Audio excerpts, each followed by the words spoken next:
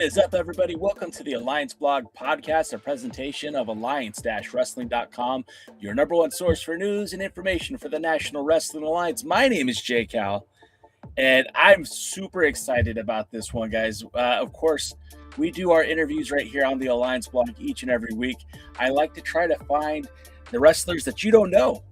You know, everyone has a story to tell when it comes to pro wrestling, and I want to expand your audience. I want you to find new wrestlers to follow, new talent to watch, new programs to check out.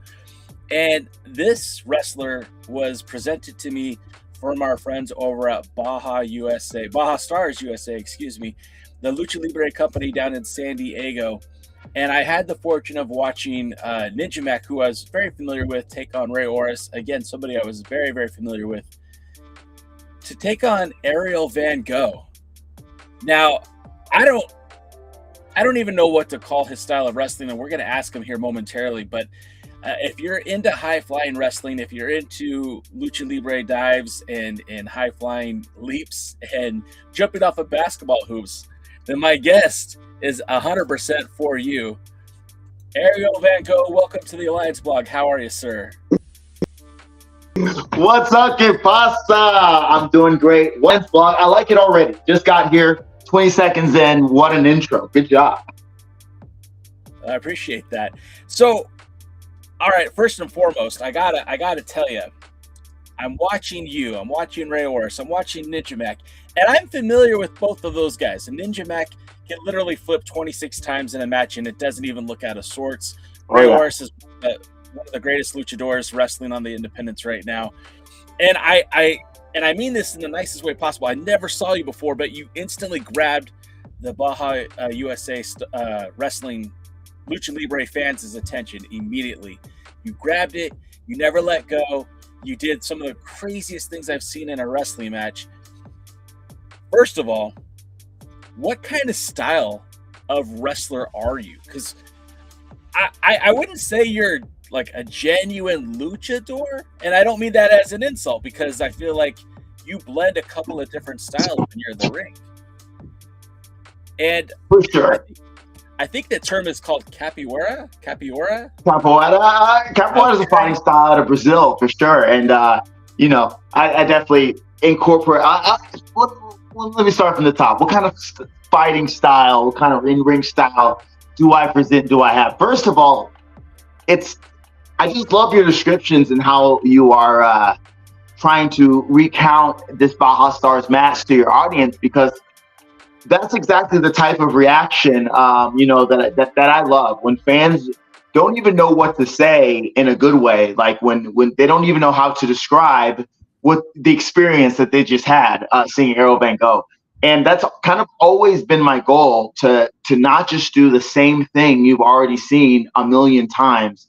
And, that we see in pro wrestling, that we see in almost every aspect of entertainment, that we see all throughout the world. There's enough mediocre out there. So I figure, we can all be artists. We could all bring out that something from the inside that only we have.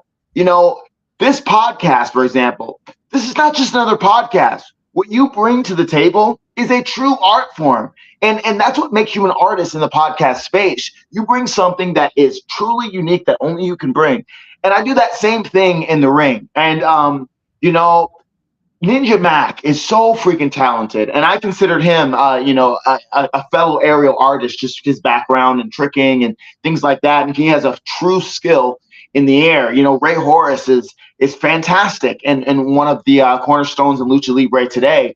And even among those two greats, I'm humbled and honored that you would still say that. I'm going to say I'm not just a high flyer. I'm the aerial artist. So my style is aerial artistry. I mean, I think that sums it up tremendously. While we were there, and of course, your boy Jay didn't have his camera ready. I should have, because you literally climbed on top of a basketball hoop in this gym, and that thing was wibbling and wobbling. Oh, and yeah. I was nervous for you, because if you would have fell, imagine me. you would you would have landed on your fall would have been broken by the fans that were underneath you. But it was one of these incredible things. And so I used to go to a lot of pro wrestling guerrilla shows, and a guy by the name of Human Tornado, you may be familiar with him. Friend of mine, good friend of mine. Shout out Human Tornado, one of the greats of the Indies for sure. I've seen him jump off basketball hoops in a very similar fashion, but not the same. And no. In the dive, like, again, everyone's breath was collectively grasped and held, clutching the pearls and everything else in San Diego, because no one knew what the hell you were going to do next. And did you have a plan when you got up there, or was it's funny. As crazy as some of the maneuvers I may do, come off, I'm very practiced. I spent years as a artistic gymnast, as a not as a young kid. I started around like 9 or 10, learning how to do a back handspring on my tumbling team in 5th grade and things like that, and moved on to an actual little rec center, and I learned a little vault, little springboards, and then actually was invited to a gymnastics gym. So first off, that's where a lot of my skill set was honed, in the gym, on the rings, on the high bar, and the parallel bars. And gymnastics, I think, is the hardest sport in the world. And also just, the athletes that come out of high-level artistic gymnastics really just have such range and, dynamic abilities to be able to, really do some of the most amazing feats of strength and agility and balance and speed that we're capable of as humans. Is like, look at artistic gymnastics.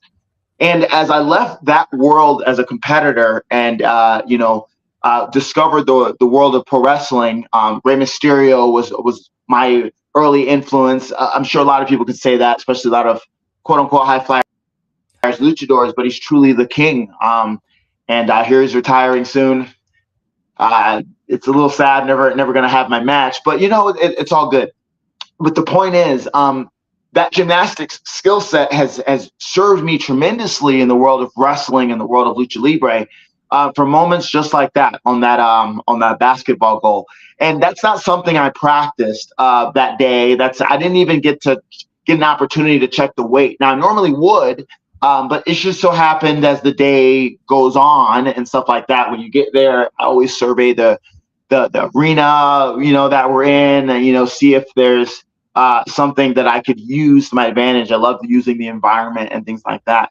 And the basketball goal immediately stood out. It was really Ninja Mack, and we're friends too. It was Ninja Mack that kind of made a comment. It's like, hey, if you don't jump off that goal, I will, ha ha ha. And he kind of walked to the back, like, okay, he's gonna try to outshine me, so I got to get there first, is what I was thinking. You know what I mean? Yeah.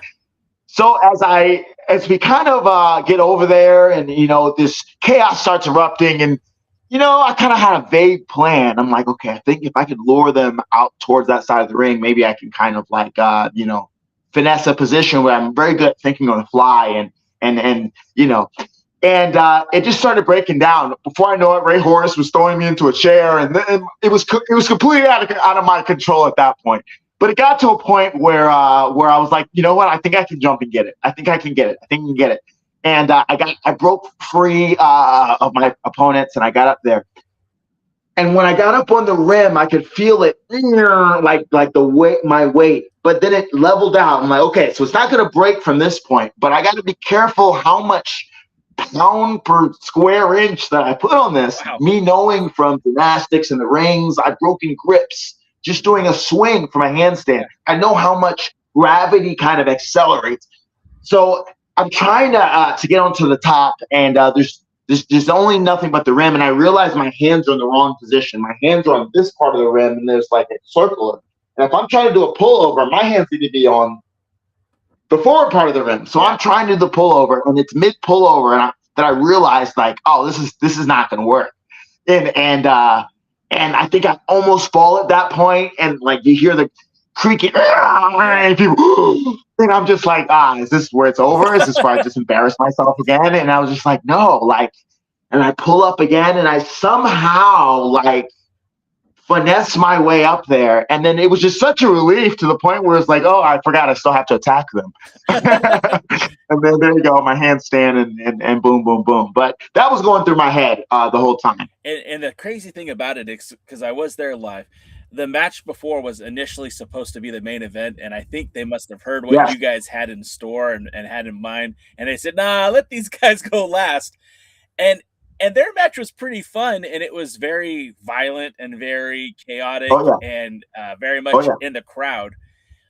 I think they were trying to one-up you, but they did not achieve that goal. Because maybe they felt some type of way. They heard Van Gogh's on the show, and they're like, "Oh, we got the wrong order here. We need to put them in the main," which is crazy too, because we were planning to be in the semi-main the entire time. We didn't really get told until maybe that intermission or maybe halfway through, which was me too, because I had a little more time to kind of get battle ready. So I'll never complain about having a little more time for my match sometimes. So.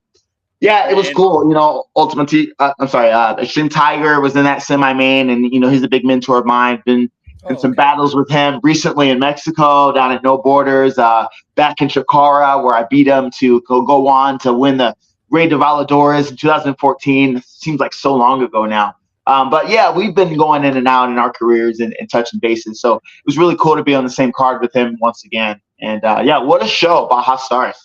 Yeah, man, I hope Henry plans on bringing you back out again, because that definitely it was a phenomenal event, and I again hadn't seen you before locally. I hadn't seen you in Southern California, so that was your first time being here in SoCal.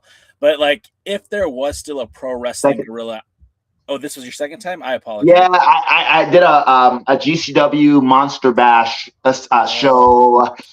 I want to say this was the end of 2024, or maybe it was in 2025, but that was actually my debut. I was kind of an extra thrown into this 6-man that turned into a 7-man match. And actually the promoter's son of Bajastars was in the crowd. And he ended up contacting me, I don't know, 8 months, a year later or whatever, and suggested me to his pops. And that's how I got in front of this audience. So, you know, it was a sacrifice getting there to that GCW show, and I'm so glad I pushed through, because it's not all, you know, roses in the wrestling world, especially when we haven't made it yet, when we haven't made our money. Like, sometimes we're going out of pocket to put ourselves in position to maybe get a better position, to maybe get the call. So, you know, you just got to keep going out there, you know, go. I feel like if Pro Wrestling Guerrilla was still running, which was our mecca out here in Southern California, the biggest wrestling promotion, I feel like they would have loved to have picked you up, because just that style of wrestling, like I said, I used to go to a lot of the PWG events when they first started with Super Dragon, and I felt like you would have worked perfectly well in that environment. I love PWG, especially like that, you know, some early stuff, that mid, when it really took off in the middle, you know, that was a big goal of mine for a while, and I do feel like there was a missed opportunity there. You know, I never quite was able to make my way over there when they were super, super hot. You know, but it is what it is, and keep going. So your second time in SoCal, and I see that you've had a lot of international matches, and we'll talk about that in just a few minutes, but you broke into the business back in Georgia, if I'm not mistaken, right? Yeah, 2009, I started training at the WWA 4 Pro Wrestling School in Atlanta, Georgia, now owned by the highest flyer in the game, A.R. Fox. You can see him at AEW Dynamite, Ring of Honor. He's the owner of the school. But back then, he was the number 1 trainee. And the head trainer was Total Protection, Mr. Hughes, good old Total Protection. In case you didn't know, he'll tell you he stole the Undertaker's urn once. So that's a thing. Apparently, he gets like a $13 royalty check every year or something. He was somebody's bodyguard. I don't know. You know, old school Mr. Hughes was my original trainer, and he taught me the basics, and there was a lot of good psychology behind those basics. You know, but in order for me to really like take off and become the artist I am, I had to reach out and learn from other people and really evolve my game and use influences from all over to create the style. So WWA 4 is where I trained 2009. So yeah, it's been a good minute, 16 years or so now. Who do you credit then with your polishing, getting you ready to be who you are today? You know, it's kind of funny. That's a good question. I have a lot of people that I've learned a lot of good things from that I could build a new foundation. But to be honest, I kind of had maybe a different go of it. I didn't have that one trainer that like got, for that first 4 to 5 years that, that I could say this person trained me. If you look on Google and the internet, it's got all kinds of different people, because throughout my career, I credited different people because I really didn't have that one. I didn't really feel the connection with Mr. Hughes. And, I as I went my own way, he kind of like, didn't like that so much. And even though I was still kind of involved in the school, not really doing it his way, he didn't really like that so much. So I spent more time at any seminar I could, get my hands on. I learned a lot from Chris Hero. Did a couple of his seminars, and just the way he would break things down and like that's raw, like that's wrestling. I learned a heck of a lot from Michael Elgin. He did a seminar, and whatever about Michael Elgin, but he's been good to me. Sure.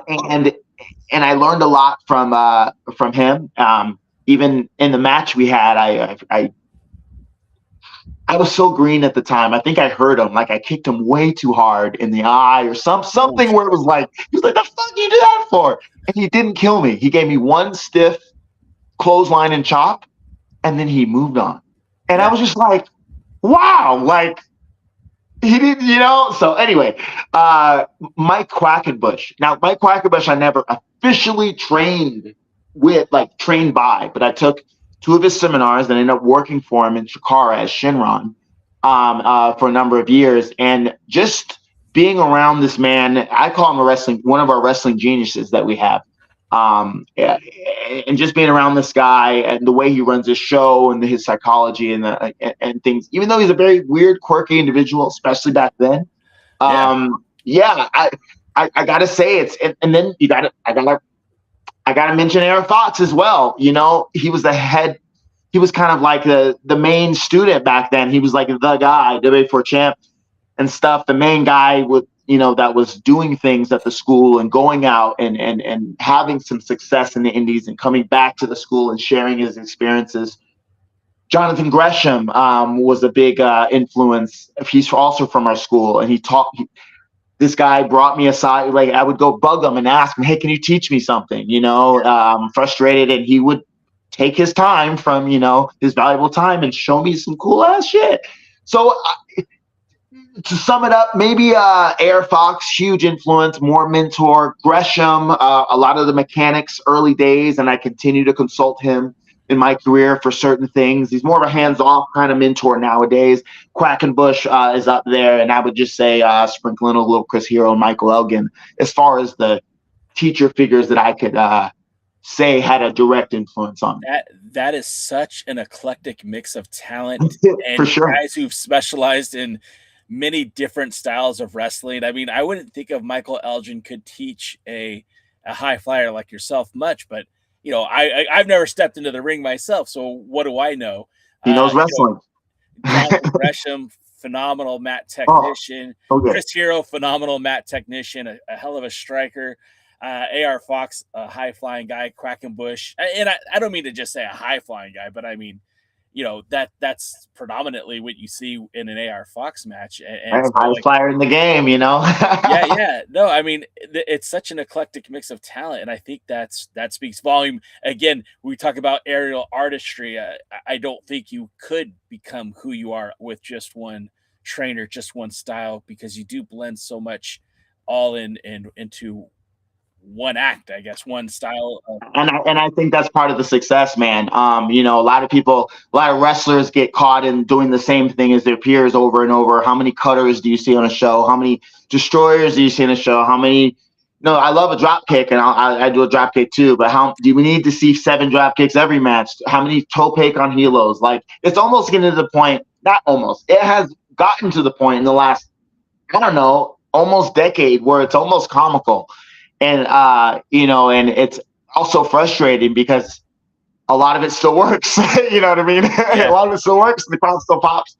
But also, a lot of it's just like, man, like I think we can be more creative. And I've always try to take the more creative route. Also, one, because I think it's better for the audience that paid their money to have something different. But two, for my own sanity, I don't want to just do what the next man just did. I want to carve my own path. I've always been about, going through the unknown and trying some shit that no one's ever tried. And I'll give Quackenbush specifically the, some good credit for that. He always encouraged that on his shows, and on Chiakra and trying something new and all that. So I think that gave me a sandbox. It gave me a playground that was encouraged. I've always wanted to do that, but some people don't buck the trend, even though if they want to, because they think they're going to get chastised for it, or they're not supported where they are. So I'm fortunate to have spent that time in Chiakra to give me that confidence to be able to this is working. This was a good idea. I'm going to do that again, but better, so. I want to get back to Chiakra. Take from everywhere. I want to get back to Chiakra because that's a very interesting wrestling promotion, and I did follow it from afar. But I want to talk to you a little bit, timetable wise, because you said as a youngster, Rey Mysterio was your guy. So I'm wondering now, were you watching Mysterio in the WWF, WWE? Or were you watching him in WCW? When did you discover wrestling? Yeah, so I am 34. I was born in 91. My earliest memories of wrestling was with my older brother when he watched it, wrestling around in the living room and stuff. And I remember my first favorite was Sting, the Icon. And I remember Booker T and Hollywood Hogan, and those are the Invasion, DX Invasion. Those are my first memories. But as he, got a job and, moved on to college and stuff, I didn't have a buddy so much. He's quite old. He's like 10 years older. I kind of fell out of it. But then I got reintroduced to wrestling. I was at a pizza parlor, and I might have been around 14 or so. I remember I was I might have been in my last or second to last year of gymnastics. I had some health problems at the time. My wrists, my joints and stuff weren't allowing me to continue at the highest level that I wanted to in gymnastics. So I was in this kind of weird middle ground. I had all the skills still as a 14-year-old, and I still loved flipping and stuff like that. But it was clear I'm not going to be an Olympian, I was at a pizza parlor, and I remember seeing SmackDown. It was a Friday night. I was waiting for my pizza, and Eminem had their entrance, and that's not something I could look at my house. Melina, her voluptuous fucking thighs and everything. But hey, I'm gonna hit this alone. I'm looking at the screen. I'm looking at these guys with these outrageous titles in their dicks, and what the fuck? This is some grade A TV. Yeah. And then after they get to the ring, here's this big muscle guy with this gold belt on, and then this dude pops out of the floor, and I'm like, who is that guy? And he starts doing backflips on people's heads. And I'm just like, I can do a backflip like that. That's pretty cool. I like that little guy. So that was the era, that SmackDown, Eminem, Batista, Ray tag teaming, that I really became a wrestling fan, for real. Okay. And it was just off to the races. SmackDown every Friday. I remember I bought the Triple H's book from Barnes and Nobles. He had a workout guide plus a bio, and I started lifting weights. And I never even imagined myself being a wrestler, but it was just cool to be in this new world that I was a fan of. And a few years later, maybe by 16, I was like, I got to try this out. So that's when I started looking it up. Did you ever get a chance to go to an indie show before you started training? No. No. WWA 4 has a show every Thursday. Okay. That's for the students, which was also a unique thing that even to this day, not a lot of wrestling schools have a weekly, pretty much every Thursday, if it's not a blizzard or whatever, that the students can have a showcase in front of their parents, in front of their friends or whatever, or just some locals that like it. And it's great for practice. So we ended up going to one of those Thursday shows, and I'll never forget the whole thing. Just the wonder, walking into this dingy, first of all, the old WWA 4 was in the back of a strip club called Club Wax. That still exists, Club Wax. It's in the same building. You have to go through the parking lot of Club Wax to go around to the side to see the little WWA 4 sign. In Atlanta, on Fulton Industrial, there's prostitutes everywhere, and probably crack people down this, crack houses, and like, right, this is in the hood, right? So I'm bringing me and my disabled mom, coming to check out what my future might be, that I'm so enthusiastic about. And you can hear the club music just blaring through the walls. But they have 5 rings, and there's this old man at the desk named Frank Aldridge. He was the owner of the school. Rest in peace. He ended up gifting the school to Fox later on, which is such a cool thing. Fox has done so great with it. You see Andre the Giant's chair. He had apparently Andre the Giant's chair is huge there, and just cool memorabilia on the wall and stuff. And it was the Thursday show. They had 3 matches. The first match was a tag team, Ash and Jimmy from the UK. I don't know what happened to them, but versus, I don't know, the Hooligans. The Hooligans, they're still active, I think, in the Chicago area. It was them. And then they had some singles match. I don't remember. I think it was a women's match, Amy Morgan. Then they had the main event when, singles. And I remember getting in the ring. I'll finish it up with this. I remember seeing Mr. Hughes, and he just looks super intimidating. He's chewing his tobacco. You want to sign up for school? Got 5 rings, no, kind of thing. And I didn't want nothing to do with him. He seemed scary to me. But I wanted to feel the ring. I wanted to get in the ring. So I waited for a moment where he wasn't looking. And at the end of the show, and it was only 17 people there. And I got in the ring, and I threw myself as hard as I could down on the mat. And it hurt so bad. I threw out my fucking everything. Sure. And I just remember as soon as I landed, my mom was like, "Hey, come meet the WWF guy." And I roll out of the ring, and I'm trying to walk over to him and try to look normal. And he's like, "What's wrong with your son?" And I'm like, "Hey, how you doing?" He's like, "You want to be a wrestler?" And I'm like, "Maybe." I don't know. It's funny the way you describe that, because first of all, I'm picturing the scene from Fight Club when they go through the bar and then go to the I guess the basement to do the Fight Club. That's what I was picturing. I could even hear the music as you were describing it. Crazy. And then like I said, I'm not a wrestler, but at a Bajastars USA event, we got to be security. So we were coming in to break up a fight, and they told me, "Hey, just go in the ring, and DMT Azul is gonna hit you. He's gonna take care of you." I was like, "Oh shit, what does that mean?" So I got in the ring, and he took care of me, and I sold like a champ. Right? I've never been in a ring before, but I sold, and I was hurting for 2 or 3 weeks after. I was like, "Damn, man, my back is still jacked up. It's no joke." You feel it. Oh man, you got to transform into a wrestler. You can't just walk in there like that. But it was kind of a cool experience. My buddy who was there, you met him too, Soto. He actually got hit by a chair from El Hijo de Rey Mysterio and Halloween. So that was kind of fun. All I did was get hit and stomped on. So I'm a lot better than he was that night. You made it out. I made it out alive. Yeah. It was crazy. It was crazy. But getting back to wrestling school, how long did it take for you to go from training to actually having your first match? And I've heard some people say usually it's about a 2-year process. I've heard some people say, look, if you pay the guy, it's 3 months. How long did it take for you to get? It could be all over the board. I've heard all over the board for sure. For me, I believe it was about 3.5 months. And that was against my will. I wanted more time, mostly because I wanted my gear to be perfect, and I wanted to have my whole moveset. In my mind, I was still thinking like a fan. In my mind, I was going to win with the 619 West Coast Pop as I owed the Rey Mysterio, like a total fucking 18-year-old. I was 18, by the way, when I signed up and stuff. Just like a total mark, right? But I didn't realize that you don't just get to decide all those things. First of all, wrestling, it has so many moving parts, and especially when you're coming up from the bottom.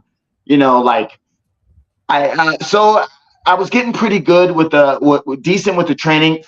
I remember 3 months being the first 3 months being very difficult. For me specifically, difficult on the body and difficult for me to kind of understand this lingo and how to think fast and stuff. Like I was very good athletically. I was running circles around everyone athletically. I could do every flip in the world. But the wrestling was very difficult for me. And I did 1 year of high school wrestling with a bad coach. So I only knew how to run the half Nelson. You know what I mean? I didn't have a whole lot of like grabbing other people other than that 1 little year, which was all very new. So like remembering spots, my memory and just like things were tough. And I remember we getting really frustrated around maybe month 2 and contemplating maybe this isn't for me or whatever, or maybe just take it less seriously. But I just never did. I just kept going. I just kept showing up. And I remember my body, I had a big old, bruise that scabbed open into a big welt just from hitting the turnbuckle, from practicing hitting the turnbuckle properly. I guess I wasn't doing it properly for a while. And my body just hurt so bad around that year, that month 3. But something happened around like 3 months and a week or 2.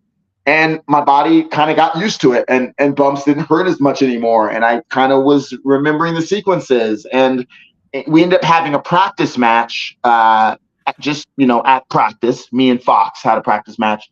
And I really wanted to do the Dragon Rana. That was like a cool move that I wanted to do. And I had gotten good enough to the point where Hughes would allow us to practice some of these cooler things after the main lesson. So we did a practice match, and I went over with the second rope Dragon Rana, and the whole school was, it was the camaraderie there. It was a really cool moment. And they were like, all right, you're debuting next week. And I'm like, what? I don't have this. I got to be perfect. Blah, blah, blah. And they were like, no, you better be ready. So my mom just made her best. She's not a great seamstress. I'll be honest, Mom, you're not that great, but I love you for it. She did her best with my pants and put some shiny stuff on them. Of course, they tore up within the first headlock takeover, and like I had a tail. But yeah, that was about 3.5 months, and it was against Air Fox, my first match. And I remember my big thing for the comeback, my big moonsault. I think it was a lion salt with a twist or something, and I kind of botched it on the second rope and kind of was like, and Fox kicked me in the back and he like cut me off, and I'm like, please, I didn't do my flip. And he's like, it's over, you lost your chance. And I'm like, oh! So anyway, that sounds amazing and like a good time. And I'm having a lot of fun talking to you. So thank you for being on. Sure. Bringing back memories, man.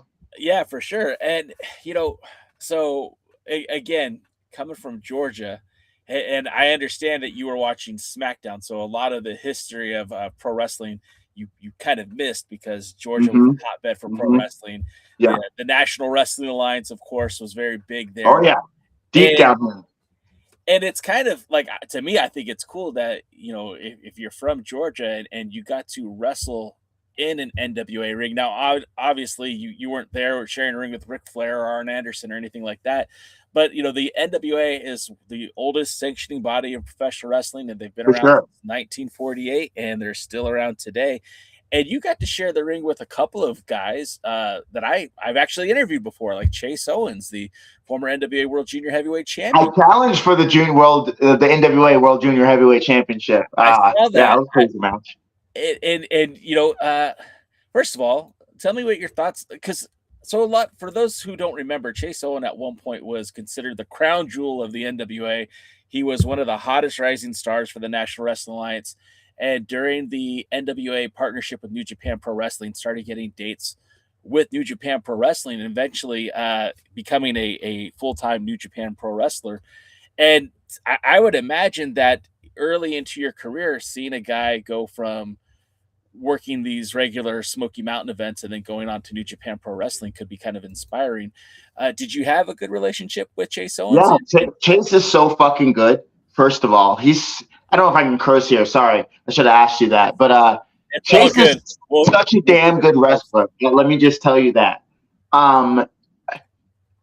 Chase Owens. So NWA Smoky Mountain, it's now Innovate Wrestling. Right. Tony Gibbons runs it out of Kingsport, Tennessee. And good guy, always does what he says he's going to do, which you don't get often with promoters in the wrestling industry. But Chase Owens, it was Chase Owens and Jason Kincaid, I remember, as the big guys at Smoky Mountain. And that was one of the bigger places that you could try to aspire to if you were lined up on the indies and a Georgia guy, and like, oh, you always wanted to wrestle out of state, and you always wanted to kind of like wrestle someplace that had a good crowd, and NWA Smoky Mountain was doing those things. And NWA, like you said, they had partner promotions all around, so it had a great connection to NWA, so it seemed like a great way to kind of move up the wrestling world. And now this is after I had just started working with Chiakra. So I had this little like shiny new coat on me, I guess you could say. Just a little bit of national exposure, just a little drop in the bucket that made me a little bit special, I guess, compared to the other people, my experience level, whatever, in my local area. So when I go to Kingsport and end up getting this booking, they were pretty excited to work with me, and they wanted to give me matches that were good, and but they still have that old school style, right? You got to lose until you get over with the crowd, and then maybe blah, blah, and that's all well and fine. But cutting to the chase, maybe my third match there, I ended up in a match for the NWA World Junior Heavyweight Championship against Chase Owens, and I had seen him at previous events, and he just seemed like such a leader.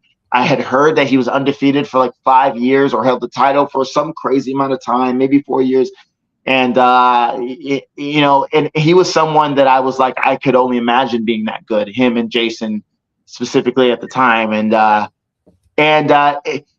the thing about Chase Owens is cool because Chase Owens seemed like he was just a local guy, right? But NWA Smoky Mountain bet on him, and, they believed in him.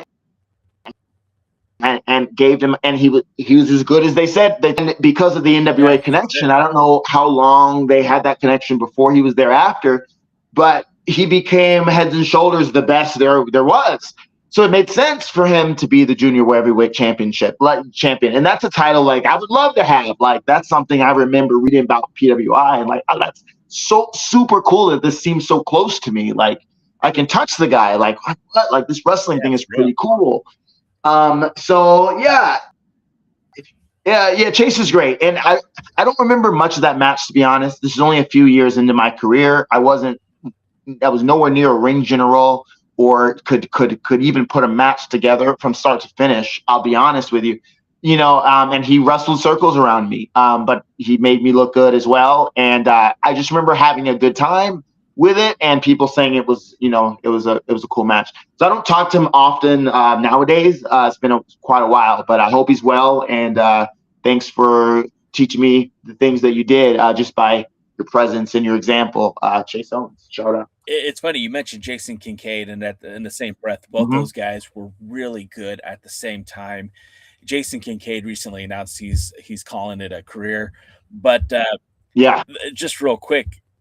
Kincaid was a guy that I was put onto early in his career, and I thought, man, this guy is weird. He looks like a rube. He has a real thick accent. It's hard to understand him. And is this what people from Virginia look like? What's going on with this? Or West Virginia, excuse me. But that guy was a wrestling savant, and you'd watch him in the ring, and he was like, for sure. He was every bit as good as Chase Owens, maybe even better, to be honest. Oh my gosh. Real quick, I'd be remiss if I didn't say a little bit about Jason Kincaid. Now that you're bringing a lot of these memories up, Jason Kincaid is also someone I could point to that has influenced me to be different and to try some new things. And I was already kind of, on that kick, but to see another guy doing 20 things I had never seen before the wrestling match. Him and Chase would love to scrap around before the show. And they would be doing the wildest things you had ever seen, like, and some not even that crazy, but just like, how come I never thought of that? How come no one's ever done that before? Like, and I would just love to watch it. And so Jason Kincaid was so good at being innovative and so good at just like not walking that straight path, like I mentioned earlier. Just he lived amongst the chaos, and he also came off as like an intimidating kind of brute guy at first, but like by the end, a little quiet actually. But by the second show, whatever, you catch him smiling and things like that, and you realize, oh, he's just a guy, and you talk to him, he's like the sweetest dude in the universe. He's a great. Shout out Jason Kincaid as well. So I'm glad that I could take you on This Is Your Life here. We're going back in time and looking at all the stuff that you were doing. And it's again, I was a part of that era, so I might have recognized you under that name back then, but Yeah, obviously Ariel Van Gogh. And I do love the name. I love the gimmick. I love the style. In the chat earlier, our pal Worm said that mask looks amazing, which it does, man. I feel like thanks. the, Unique, the whole completely unique. the, whole, the package is there. You know what I mean? But Finally, it took about 14 years to kind of get the package right. There was a lot of trial and error on that one. good things don't come quickly. You know, you have to take your time with it. Now, working for the NWA, I think that was really cool. But you know, Chiakra, I as revolutionary as Pro Wrestling Guerrilla was here on the West Coast, Chiakra got a head start in the Midwest, and I feel like a lot of what we enjoy about wrestling today was initially nurtured in promotions like Chiakra, Revolution Pro here in Southern California. Like these were the promotions that like set the foundation to what we have today. And I mean, so many great talents have come from Chiakra. I mean, obviously you mentioned Chris Hero earlier, but Eddie Kingston and Orange Cassidy and Quackenbush, and there's so many other names that you could throw into that list. What was it like working for Chiakra, and did the hype live up to your expectations? I freaking loved working Chiakra. I loved it. It was a dream come true and in some ways, and it was almost always a lot of fun. There was also some weird sides and some there's always another side of the curtain, right? Sure. But like I remember having a blast. I think I was with Chiakra for about 2.5 years total, maybe 3 if you count the Wrestling Is era. When Chiakra went out of business, quote unquote, for a year or so, and kind of broke into wrestling is fun, wrestling is this, and I kind of did that for like 8 months too, and then Chiakra returned. But yeah, Chiakra is a big part of my career, and I'll try to keep this concise. But like, how do I even jump to this part of the story without offering context? Maybe. So I had a big old injury, a huge injury that everyone had seen on the freaking planet, millions and millions and millions of views. Japan, Europe, Tosh.0, World's Dumbest, ridiculousness. You've seen the video, even if you don't know it's me. It's to the point where I meet more people that know me and didn't know it was me. It's kind of crazy. Yeah. I can't. It's hard to find someone that hasn't seen that double moonsault video. Okay, Google it on your own or whatnot. We don't get into it. Oh, see, that was me. That's me. Shit. I feel like we can't glaze off over it now. Like, and you open the Chiakra discussion, but like Chiakra was a big. It makes sense. Yeah. Okay, we're gonna go real quick. We're gonna go real quick here. Oh shit. Yeah. We're doing it. So let's for this. There's a lot of pieces, but to make sense of this, let's go all the way back to WWA 4. 2000 and I started in 2010. This would be 2012. This would be early 2012. And 2.5 years in, not even 2.25 years in or whatever. I feel like I'm good on the basic training and things like that. I'm quickly becoming known as one of the premier high flyers in Georgia or whatnot. And I get an opportunity for Beyond Wrestling from AR Fox, my mentor. And he's like, hey, there's a new upstart promotion called Beyond Wrestling in this Rhode Island area. They're doing this new thing on YouTube, and they're really going hard on YouTube. And YouTube, it was, going through a lot of changes as well. So there wasn't a whole lot of wrestling on YouTube. And they were going hard on that. They were doing this thing called studio tapings where they would just invite wrestlers to a ring or a school or whatever. And if you could get there, you could have a match. And if it was any good, it goes on YouTube. They were doing some innovative things. Well, anyway, Fox, as he was becoming more and more of a star in the indies, he got an opportunity to do a WWA4 showcase match on this show in Rhode Island, Armory Amore. So that's what he could do for his boys. Like, so he gets to choose, who he thinks deserves it. So he picks myself and Black Baron at the time. And Black Baron started about 3 months before me. We're in the same class, as you could say. Heel, suplexes or whatever. We have a back and forth relationship too. We're almost like Beerus and Whis if you watch Dragon Ball. kind of thing, or maybe Supreme Kai and Beerus. We're just interlinked from this moment. So anyway, and I will be honest, around this time, I was coaching gymnastics, and I had really gotten good at that. I actually started coaching gymnastics the same time I started pro wrestling officially, the same month. So I was balancing my two loves, my original love for gymnastics and wrestling, and I had been balancing it this whole time. And at that time, I had been doing private lessons and things like that, and I was kind of busy, too busy to practice, so I thought. So I had been less sharp in the ring. I was coming, I don't know, once a week, once every 2 weeks or whatever. I was kind of like, phoning in just a little bit. We all go through that phase in wrestling, by the way, that 2 year, 3 year. Some people start taking their foot off the gas. Some people go harder. Like, you got to find your next thing. So I get this opportunity to have this match. So me and Black Baron, we have a practice run of this match on Thursday at the school. And, the match goes pretty good. Our big moment was supposed to be at 6:30 off the top rope for myself. But the ceiling wasn't too high because we're in a strip club closet, basically. Yeah. So we were like, we'll do the 6:30 at the show on Sunday. All right, the match goes fine, except I kind of pull a muscle in my leg. I'm supposed to do the short Clip Notes version of this. My bad. So I kind of hurt myself in that Thursday match, but I was hopeful that I could shake it back in the game by Sunday in Rhode Island. So we go whatever. Saturday, I remember coaching a birthday party and running after the kids and, paying the bills. You're not making money as an indie wrestler. But also still my leg is like, this isn't good. This shit's tomorrow, And then I remember waking up Sunday morning. I took an hour hot shower, focusing on my leg. And I could get to the point where I'm like, I think I could do this. Like, my flight's in 3 hours. Like, I could almost run. I could run with a slight hidden limp. And I was like, all right, let's go. So I get, and I hadn't slept much, from the birthday party, closing the gym and blah, blah, blah, blah. So we get there to the building and I'm fucking chugging on Monster and I'm just trying to stay awake at this point. And we're in this armory and, here's the show. And the show starts happening. We got Chuck Taylor on the card. You got all these names that you might know, Drew Gulak and stuff. And we get to my match. And maybe 10 minutes before, to this day, I don't know why I made this decision. But I went to Baron and I was like, Baron, we got to go big. We can't just do a 630. We got to do a double moonsault. He's like, you're crazy. What are you talking about? He was like, I was just so enthusiastic back then.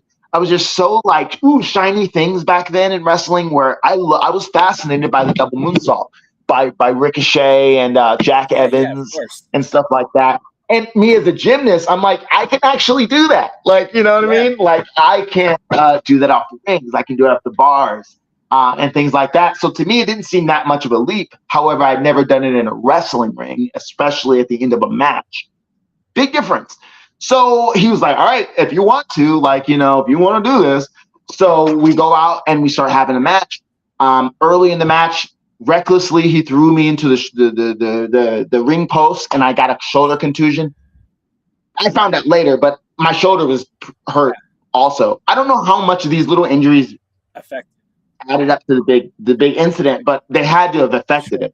We get to the end of the match, towards the end of the match, and we have 2 moves to go. We're on the top rope, and I knock him off the top rope, and I remember getting ready for the big move that was supposed to be a 630, but is now a double moonsault. And I remember looking over at Fox in the crowd and kind of just like, I'm doing this. Yeah, I'm living. And I'm not a religious guy or whatnot, but I did, just for dramatic effect, did the cross in my, the little Catholic thing, just because I thought, I'm performing. And then what happened next changed the course of my entire life and career and everything. And I loaded it up just here so you can see it in case, that's cool. So we'll just play this short clip. Oh my gosh, we execute this maneuver from the top rope. Oh my God. That's Larry Legend talking. Oh man, I remember this clip well. Oh no. Oh my God. Oh. You see that angle? That's crazy, right? So you're still alive. So then I'm alive, man, but like I don't feel much of my body at this stage. Like that happens, and you know how you like walk into a room real quick and you hit your elbow on the door and you're like, man, it goes numb for a second. You're like, I'm good. Like I didn't know what happened, but I felt like I was good. I was trying to get up and finish. Like it just felt like a little stinger or something. And all that was next, I was supposed to miss it. He's supposed to roll out the way, and then he gives me his finisher. He wins. But in my mind, I'm like holding onto the second ropes, trying to stand up and turn around for his move. But if you look at the video, I'm just on the ground, shaking my head like this and shaking my leg because I'm slowly losing. Like in my mind, I'm continuing the battle, but my body is slowly losing feeling. And I can only start feeling that one leg that I'm trying to wiggle back in. And and everyone started clowning him online later on, like, oh, why did he pin him? Why do you know that's unsafe? But he didn't see it. He was the only one in the room, perhaps, that didn't see it because moonsault going this way, he rolls this way. He's not looking at the impact. So by the time he turns around, he doesn't know what happened. It's just that I'm not getting up. And poor the referee didn't know what was going on either. He was very inexperienced. He was in shock. He doesn't know what to do. Everyone in the room was in shock. So he comes over and goes for the pin. And here's the second most remarkable thing that kind of about this story. I kick out. It was the weakest kick out you've seen in your life, but I get my right shoulder up. Was that instant kicking in, or did you think you could still go? I knew it wasn't the finish. It wasn't the finish. I wasn't going out like that. You know, I knew at that point I messed up some, but no, we're going to finish this match, right? These people paid their money. Like, I took it seriously. This is my art form. And even though I'm a dumb kid that shouldn't have been doing a double moonsault in front of 60 people, I'm going to take this seriously. And I kicked out. And after that, I couldn't feel anything after. Like, I started quickly losing the rest of the feeling. It was starting to hurt in my neck. Heat was going up. And then that's when he covered me again. 1, 2, 3. And then before I knew it, paramedics were in the ring and, you know, things like that. They're asking me to unlock my phone to call my mom, and chaos is starting. Long story short, fast forward. I was in the hospital for like 8 hours. Fox came with me. Barron came with me. Larry Legend from Maryland. It was his iPad that recording, that famous recording. He owns that clip because it was on his iPad. That was supposed to be for his portfolio, just him doing commentary. Yeah. But after all this was happening, he put in a private group and sent the video for us to watch. So it had like 17 views by the next morning, right? And I got extremely lucky. After 8 hours of CAT scans and all that kind of stuff, they found the cause. I had fractured my occipital condyle, which is the base of your skull, where it connects to your neck, your spinal cord. And it sounds terrible, but honestly, that's the best place for a bunch of impact that could have happened, because that's the hardest part of your head. Wow. And also, another doctor kind of gave their opinion, and he said, one of the surgeons there, I didn't have to do surgery or anything, by the way. They just said, here's a neck brace, don't move for 6 months, never do that again. You'll make a full recovery. And that's all I had to hear was full recovery. Yeah. You know, it was very scary for those 8 hours. When I heard full recovery, I'm like, oh, we're back to our regularly scheduled program in 6 months. Had something to hold on to. Yeah, for sure. You know, some hope. But so another doctor had said, because of my years in gymnastics, my neck muscles were so strong that they absorbed most of the impact. Wow. So the leftover impact went to the bone, and it still managed to crack the hardest part of the head. But so I really lucked out. I had a black eye. My eye was busted. My lip was really, really terrible. But Larry Legend took care of me. I stayed at his house the next few days, and, you know, he would light up the bowl for me. And that's when I discovered that as the medicine. I was like, wow, yes. I never filled my Percocet or whatever they gave me. And there we go. And I just got to say, laying in that bed, waking up, thinking, like, was that a dream yesterday? Like, and then I like can't sit up. And then I'm like, whoa, that happened. And it's like, whoa. And then by that evening, you start getting calls and you start getting texts from hey, I thought this was a joke. Hey, where are you? You didn't come into work today. We're waiting for you at the gym. And all of a sudden it's like, oh my God, like, you know, and then you look at the video that was privately shared and it has 32,000 views and you're like, what? And then it just gets out, you know? And I had a lot of decisions to make. I feel like, should I come back to wrestling at all? And this is embarrassing. You know what I mean? The wrestler that broke his own head, doing his own flip, whatever. Should I come back to wrestling or should I leave wrestling? You know, but I might regret that. You know what I mean? Or you know, I might, I'll come back to wrestling, but I'll be conservative. Yeah. I won't fly high that much. Well, that's going to get boring. That's not going to be fulfilling. You know what? I finally came down to the idea that I was going to come back to wrestling and I was going to be the sickest high flyer you've ever freaking seen and fucking stick it to all the people in the comments that were tearing me down and stuff. If I was not as strong as I am due to my mom raising me right, you know, that could have broken somebody, you know, some of the mean things a lot of people saying. But I also got a lot of great comments too and a lot of good uplifting things. So that was a whole time in my life. And as we go through all that and the comeback and all that shit and, you know, the recovery, and I end up at a seminar with Mike Quackenbush.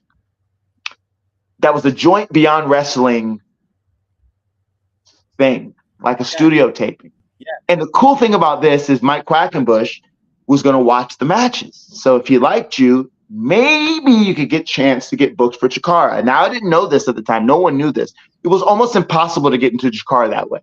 Chiakra kept a tight ship, and they really preferred 99% of their talent to come through their wrestling school. Sure. You know, occasionally they'll grab a young Ricochet, or they'll grab a, you know, someone that's really talented and really in the right place at the right time. Yeah. But for the most part, it was kind of a work, maybe. But everyone happened to know who I was. Just, oh, you're the guy that almost killed himself. Oh, you're back. This is my first match back, by the way. Wow. Outside of the school. I did a practice match at the school, you know, blah, blah. This is my first match back in any real capacity, is this little studio taping in Pennsylvania. And I ended up impressing Mike Quackenbush, and I did a little research. I found he was doing a show in my area 5 weeks from then. And I had a gymnastics gym. I coached that with a bunch of kids that had gone through this whole journey with me of breaking my neck and blah, blah, blah, blah. And they looked at me like their hero. So I said at the end, I was like, hey, I got a bunch of kids that can come to your show. And he was like, email me. Ended up getting a shot on that show. Amazing. And, you know, skipping ahead a little bit, that was that was Shinron's debut in 2014. And I just took the ball and ran with it as far as trying to be the best high flyer I've ever seen. That was me proving a point, was the Shinron days. It's crazy to think about the injury that you sustained, 6 months of recovery time. And honestly, that's lucky. I mean, I know you're familiar with Chris Bay and what happened to him. And it was bro, I saw it. I was there. It was a routine move, and it didn't end that way. And I love Chris Bay. He's somebody who has been in this area quite a bit, and would love to see him, you know, maybe someday get back into the ring again. Obviously, just having a normal life is important. But wow, how lucky are you? Bro. It's crazy. And I saw that video 100 times, and I sent that video to people, and I did not know that was you. So I'm even happier now that I'm talking to you, because I do know that you survived. So that's great. I feel so much better now about that. But two, it didn't slow you down in the ring, because you're still very, very talented. And it's a crazy, such a weird thing. Like I did not know that was you. It doesn't happen. Like, you know, stories like this don't happen. Like, you know, not only do I feel like I'm a one-of-a-kind talent, but I have a one-of-a-kind story. You know what I mean? Like, I'm, you know, so forth. Every day is a gift after that. When, you know, I could have easily been dead, or if not, at least paralyzed, you know, and like, I've known that for the past, you know, 12 years that after it's happened. And I've tried to remind myself that when I get down or when something doesn't go my way, like, hey, this is all extra. Like, you could have been dead. But then when something happens like Chris Bay, I'm at that TNA taping. I am there in person, and I had wrestled Chris Bay in the past on the indies. I was just shooting the shit with Chris Bay before the show and the Hardys and everything was cool. And then to watch, boom, boom, boom, an accident happened right there. And I remember where they were wheeling him out, and the locker room area was just happened to be right under where I was standing. I was on like this balcony. I was doing some extra work, by the way, there. So, I was just kind of hanging out watching. And they wheeled him directly under where I was standing, and you could see his eyes open, and they were open like this, and he was so scared. And I just remember like everyone cheering or whatever, and I was like, "You got this, Chris! You got this! You got this!" And he looked at me, and he looked up at me, and then, and he knows what happened, what to me and stuff like that, and we just locked eyes. And then he kind of, I don't know if he shook his head, but he moved his eyes in a way like, yeah, I got this. Yeah. And I was like, you got this. And like, and he just like, if you could do it. And I felt like maybe, I don't want to say I'm, a fucking saint here, but maybe like I was able to just give him a little encouragement in that scared time. Because I remember not knowing. Shout out to Chris Bay. He's walking, everything like that, back in the wrestling ring, making some appearances. I see him sometimes backstage at TNA when I'm there. It's a miracle, and we hug, and we just we don't even have to say much, man. It's crazy. You got me to tear up, man, and I don't think I've ever teared up doing an interview. Jesus I'm Christ. Almost tearing up, man.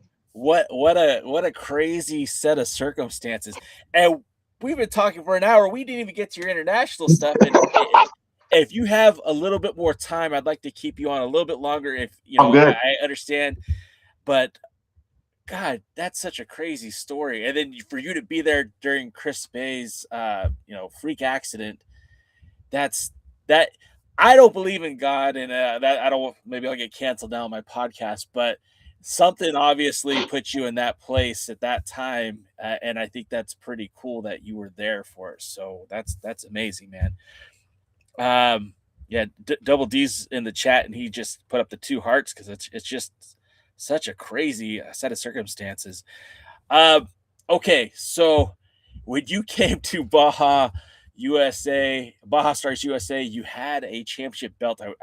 What is that title from? And you're like, sure. That's the Underground Championship, and I'm like, well, what is this? Because I like to think of myself as a very well cultured fan.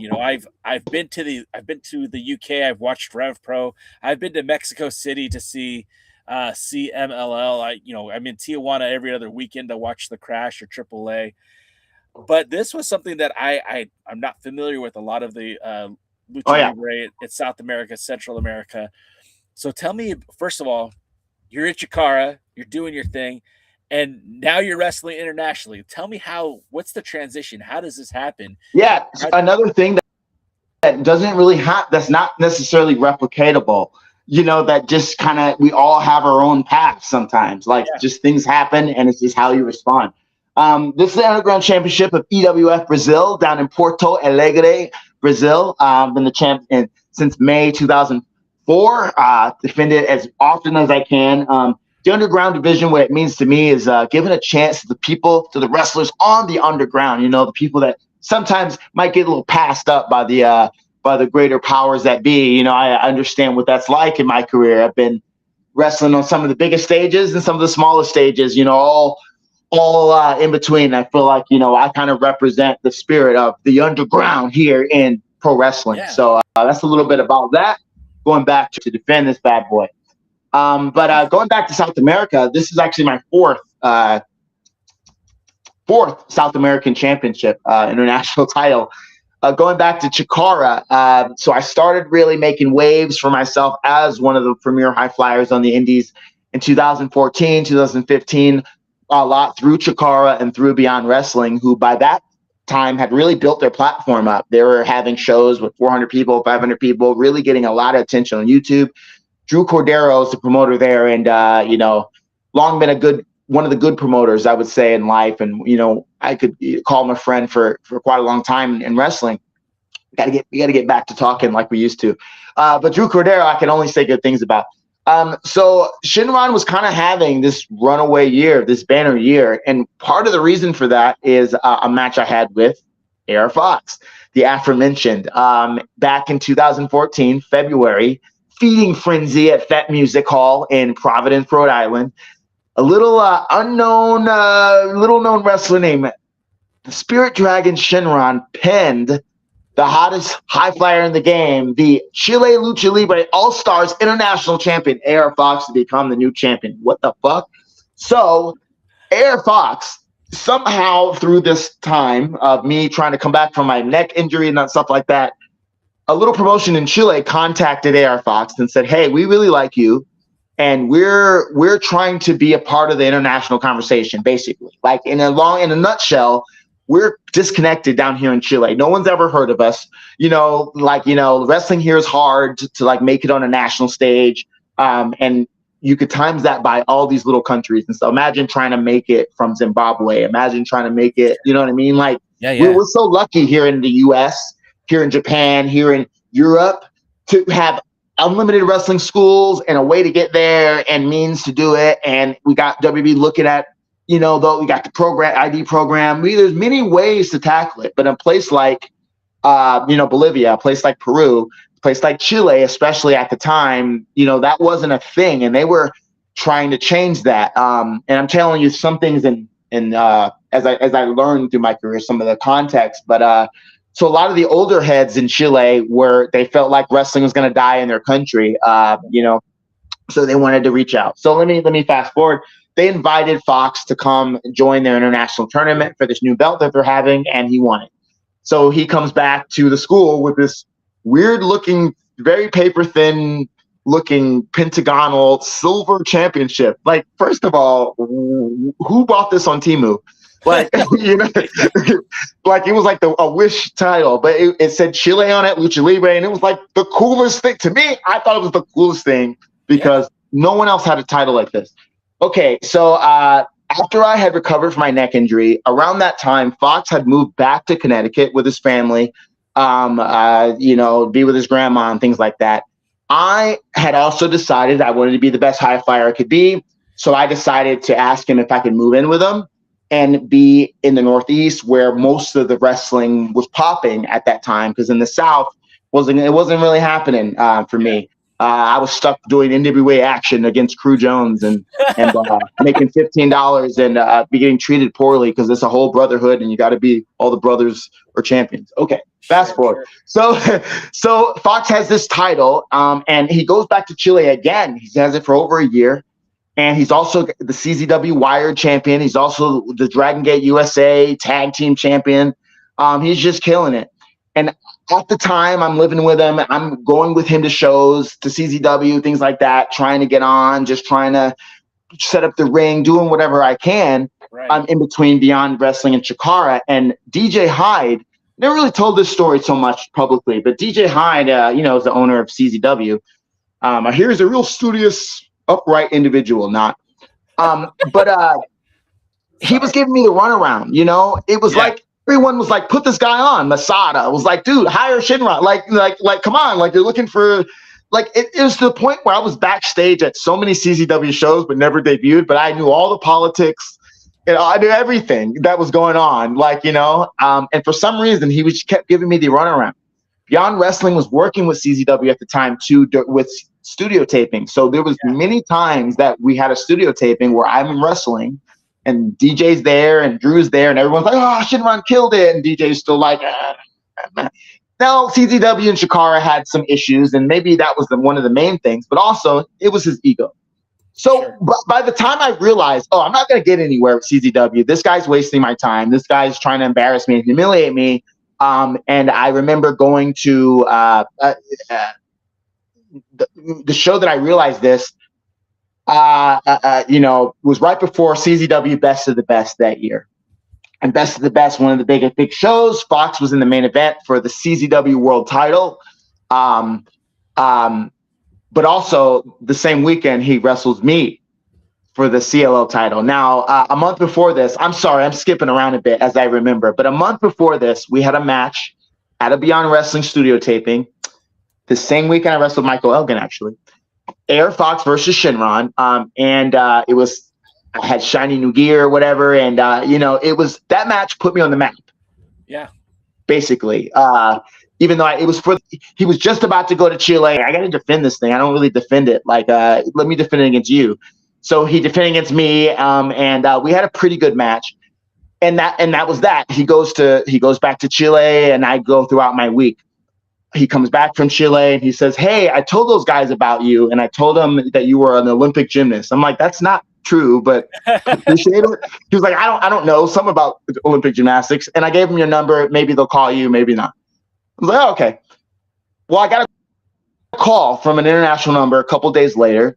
And it was this guy named Elias, and he was basically just calling to say hi. He's like, "Hey, I'm from CLLL. I watched the match. I thought it was awesome. All of us thought it was really, really cool. And just want to say hi, and maybe want to work with you in the future." And I was like, "Sick." Yeah, you good? No, I'm good. Sorry.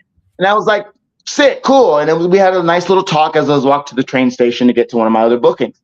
And right before we got off the phone, I had remembered that Drew Cordero from Beyond wanted to rematch the match so much. He wanted to rematch us at the big show, at the live show, in front of paying customers. Yeah. So right before we got off the phone with this mystery man from Chile, I was like, "Hey, by the way, we're doing another match. Can we do it for the title again?" I wasn't asking to win. I was just saying, I just like the idea of fighting for a cool belt, you know? So he said, yeah. I think that's a good idea. He was like, "You know what? You win. You win the belt." And I was like, no, that's not what I'm saying. And he was like, no, I think it's good. You win, and I bring you to Chile.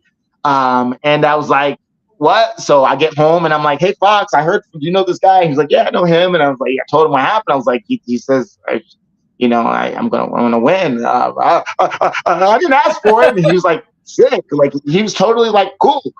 So we get to the point where frustration with DJ High is at all-time high, best of the best, blah, blah, blah, blah. And I'm going to go want to support Fox. Fuck trying to get on CZW. I want to support my boy who's in the, for the world title or whatever. And it was great. We're backstage. He's about to make his entrance, and he's wearing a jacket. This is important to me. He's wearing a jacket that he got from Chile, it's like a soccer jersey type jacket, really cool. And I noticed the CLL belt is under his jacket, like close to the entrance, but like by his bag. He never puts his bag that close to the entrance. Fox is usually way in the back. But for some reason, and back then, you didn't bring titles from other promotions to other, that was a very frowned upon. It's still a bit frowned upon, but that was especially not a thing, especially with CZW on a live pay-per-view that 1,000 people are watching. So he's the last guy to enter, or the second to last guy before the world champion. And right before he goes out, and all the "You ready, cool, on deck," like Fox is ready. He's like at Gorilla. And as soon as they all give him the thumbs up and they like walk away to the other camera, he goes over, grabs his jacket, and grabs the CLO title and makes his entrance with the CLO title. Now, Fox is very quiet. He's the most loyal guy you could have if he believes in you and you believe in him, but he won't necessarily vocally speak up for you, but he'll do it with his actions, because he has that aura, especially then. So here he comes out with the title, da, da, da, da, da, da, da, da, da, all in the cameras, and they're freaking out. DJ's like, "Get that belt!" Sending, try to grab it from him, like, cut the camera. And they're cutting it, but he knows he's like, it's almost comical because every camera cut, he's showing this weird title belt that no one's ever seen before or no one knows much about. And he puts it down, someone runs and grabs it, and then they have their match and blah, blah, blah. So this is Saturday. Well, Sunday is our match, AR Fox versus Shinran, for this weird championship that no one's ever heard of. And guess who's on commentary? And I couldn't have made this up if I wanted to. DJ Hyde and Drew Cordero are on commentary. And of course, the whole match, go back and watch this match. The whole match, he's hyping up his boy AR Fox, and he's the best in the game. And this little upstart guy, Shinran, I guess he's pretty good, but he's all right. He's been making some, but he's nothing like Fox. He's gonna show you, blah blah blah blah. Now he's totally into the heel commentary, but you also got to know he means every bit of this. You know what I mean? This is personal for him. You know what I mean? And at the end of the match, 1, 2, 3, and my hand gets raised. He's almost speechless for like a whole 50 seconds. And then finally he's like, gives me a little congratulations, whatever. Still never got to CZW by beating his boy, right? Showing him, but it was just a little vindicating for me. You know what I mean? Because it's like, you won't fit in everywhere. You got to know your own value. When you realize that, like, maybe I fit in somewhere else, like, you just got to respectfully go your own way, you know what I mean? And not try to kiss ass, you know what I'm saying? So I became a CLL champion of the world. And I took it so seriously that I became ambassador of Chilean wrestling. So from that point on, I would try to defend it in the States everywhere I could. I defended it in Canada against Speedball Mike Bailey. He was a Kitsune at the time. I defended in Mexico against Facade and Cobra and a couple of blah. I tried to really make this a thing, because if the promotions in the States were all full of politics, and for the most part, and they wanted to be controlling, well, this is something you can't take away from me, this foreign belt. So I just became like an independent world champion before anyone was doing this. Yeah. Mind you, before the IWE, the WTB championship, the run and Zenshi get the credit for making that title a world championship. You know what I mean? No, I'll never get my due in PWI. I've still never been ranked, which is asinine to me. 16 years. Crazy to me. But you realize the business is sometimes, this business isn't fair by any means.